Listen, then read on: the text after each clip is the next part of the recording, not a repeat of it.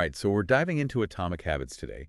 And I know you've been sharing excerpts from the book, so I'm thinking you're ready to like really dig in, Yeah, go definitely. beyond just the like surface level stuff. Yeah, let's do it. So today we're going to try to like pull out the most impactful insights about habits and how they can change our lives. Sounds good. So James Clear, the author, he has this really incredible story about recovering from this brutal injury he had in high school. Yeah. Broken bones and facial fractures. He couldn't even drive for like 8 months. Wow. But he used tiny habits to go from like a medically induced coma to becoming an academic All-American in college. It's pretty amazing. It's mind-blowing. It really highlights this principle of small gains compounding over time. Right. We tend to overestimate like single grand gestures, Yes, yeah. and we underestimate the value of making small, consistent progress. It's like that saying, Rome wasn't built in a day. Exactly. And Clear takes this even further. He argues that it's not just about adding good habits, but also about eliminating those that are holding us back. Right. And he breaks the whole process down into 4 stages: cue, craving, response, and reward. Okay, wait, hold on. I'm still stuck on Clear, like rebuilding his life habit by habit. Right. It makes you wonder, what could we accomplish if we took the same approach? That's exactly the point. Yeah. It's not about talent or like superhuman willpower. Right. It's about leveraging these principles for change. Okay, so before we get to ditching the bad habits, let's talk about how these things even form. Sure. You mentioned those 4 stages: cue, craving, response, and reward. To be honest, I'm a little fuzzy on how those all fit together. Think of it like a computer program. Okay. You have an input, which is the cue, a process, which is the routine, and an output, which is the reward. Okay. So let's say your cue is walking into the kitchen after work. Okay. The craving is for a sugary snack, the response is grabbing a cookie, and the reward is that sweet taste. Okay, that makes sense. So to change the habit, you would need to change one of those elements, like swap the cookies for some fruit or go for a walk instead of going to the kitchen. Exactly, you got it. And that's why Clear emphasizes understanding these stages. Okay. Once you can identify the cue, the craving, the response, and the reward of a particular habit, Right. you can start to shape your behavior. Okay. All right. I'm starting to see how this all connects. Yeah. But before we get into habit hacking, Uh-huh. let's talk about becoming aware of the habits that we already have. Okay. Clear talks about something called a habit scorecard, right? Yes. The habit scorecard is a powerful tool for gaining self-awareness. Okay. Clear suggests you write down all of your daily habits from the moment you wake up to the moment you go to sleep. Mm. This helps you identify those automatic behaviors you might not even realize you are doing. And it reminds me of that Japanese railway example. Oh, yeah. The conductors literally point at things and say them out loud to stay focused. It seems strange, but it's incredibly effective. It forces awareness and it reduces errors. Wow. The habit scorecard is like our version of that system. It prompts us to be more conscious of our actions. So if the habit scorecard helps us identify our existing habits, Yeah. how do we start changing them? Do we just will ourselves to stop doing the bad stuff and Yeah. start doing the good stuff? Because that hasn't worked so well for me in the past. Willpower alone is rarely enough. Okay. Clear says our environment plays a huge GE role in shaping our habits. We think we are in complete control, but our surroundings influence our choices. Okay, that's intriguing, but how does that actually work? Imagine this. You are trying to eat healthier, but you keep a bowl of candy on your desk. Oh, yeah. You see it every time you sit down, it's tempting you. Okay. Now imagine you swap that candy bowl for a bowl of fruit. Okay. Which scenario makes healthy eating easier? I see your point. It's Yeah. like those redesigned cafeteria studies. Exactly. Just by making healthier options more visible led to people making different choices. Precisely. Clear calls this environment design, making good habits obvious and bad habits invisible. So are my surroundings working for or against me? Think about your workspace or your home. Whoa.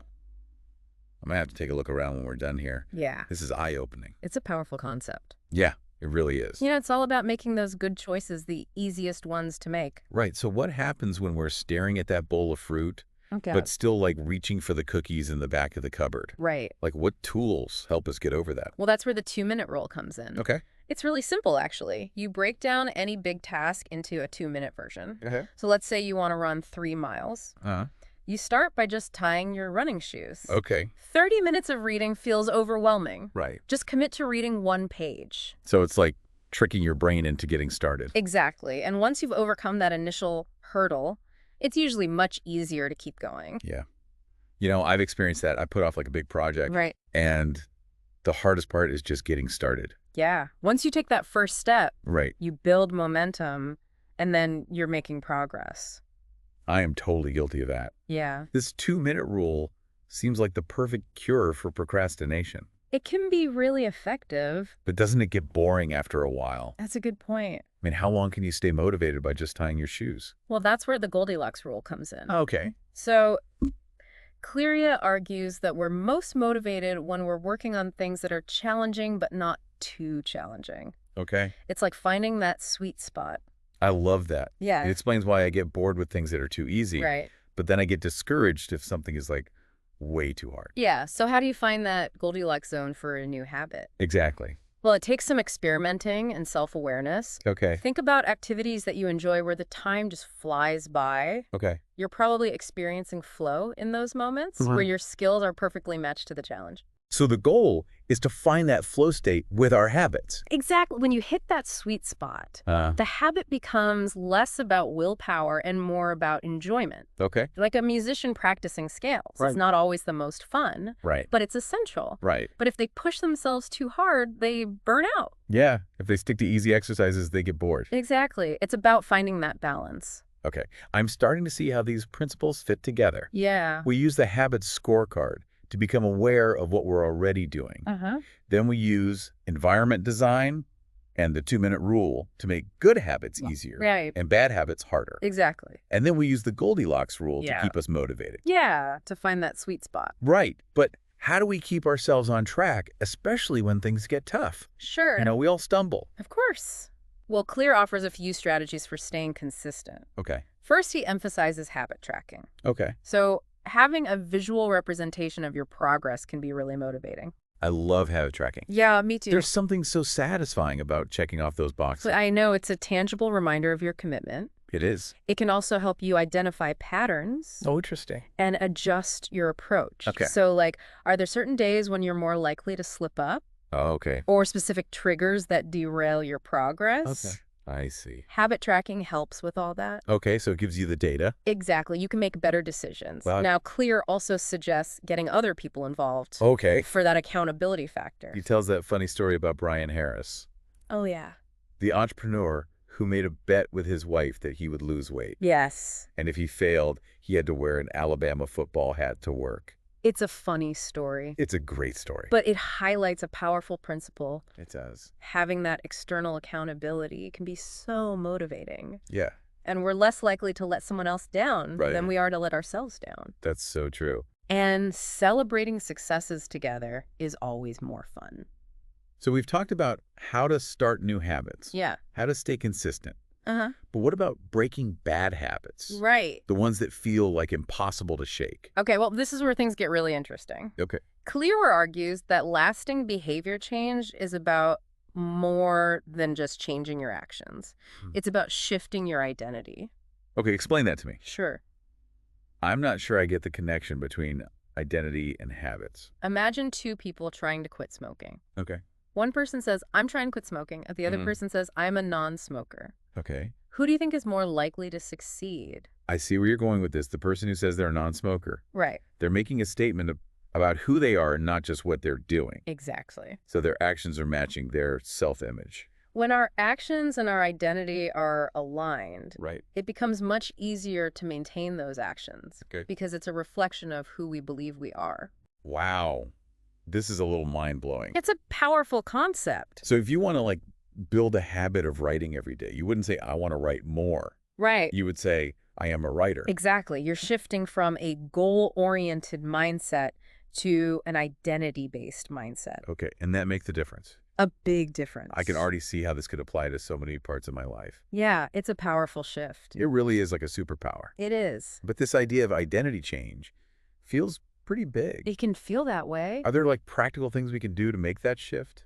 So Clear suggests focusing on small wins Okay. and really celebrating those victories Okay. that reinforce your desired identity. Okay. Each time you write, Uh. you're proving to yourself that you are, in fact, a writer. Right. Each time you choose a healthy meal, Right. You're reinforcing your identity as someone who prioritizes their well-being. So it's a feedback loop. It is. Our habits shape our identity, and then our identity reinforces our habits. Exactly. It's a cycle that can work for or against us. Right. So the key is to choose the habits that support the person we want to be. This brings up another interesting point. How do we choose the right habits in the first place? That's a good question. There were so many things we could be doing. There are. So how do we know what to focus on? This is where understanding your strengths and values is important. Okay.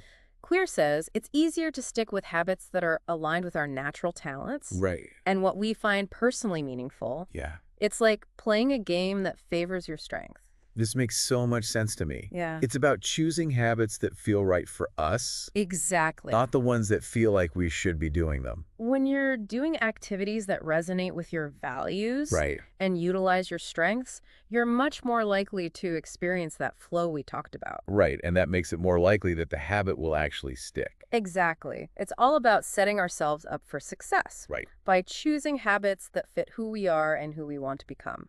Okay. So we've talked about how habits form and how to choose the right ones and how to make them stick. We've covered a lot of ground, yeah. This is really fascinating stuff, but sometimes those bad habits are just so tempting. They are. Like when you know you should be working, but scrolling through social media just seems so much easier. Right. It's that instant gratification. Yeah, It's a constant battle. it is. But Clear offers a really interesting perspective on this. Okay. He suggests that we often overestimate the pain of doing hard things. Wait, really? Yeah. Avoiding a big task always feels so much worse than just doing it? I know it seems counterintuitive, It does. but think about it. Okay. How many times have you, dreaded something for days, Yeah. and then you actually do it, and it wasn't nearly as bad as you thought? You know what? You're right. Yeah. I do that all the time. Yeah. My brain makes up this worst-case scenario that never actually happens. Exactly.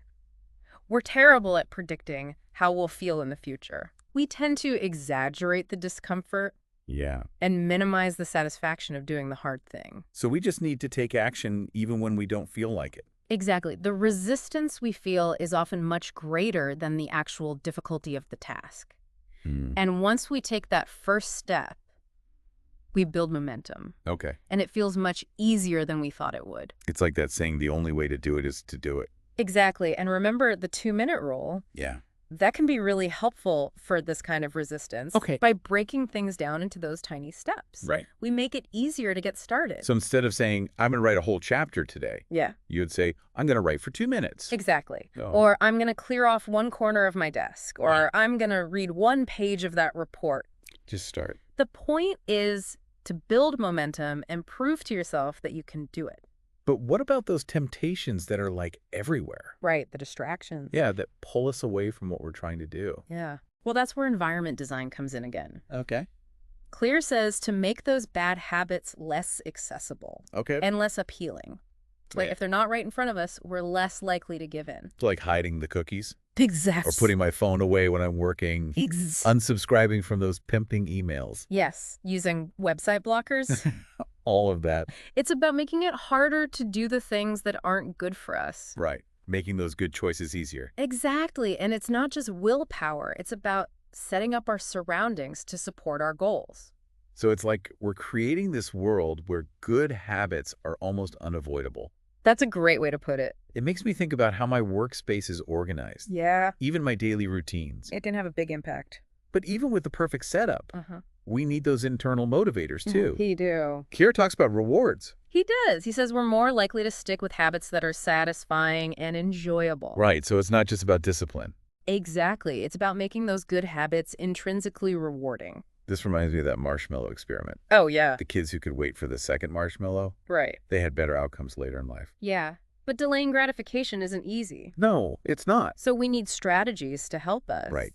We need to make those rewards more appealing. Exactly. So if you're trying to start running, Okay. but you find it boring, Yeah. try listening to your favorite podcast. Okay. Or run with a friend. Okay. If you're trying to make time for reading, Right.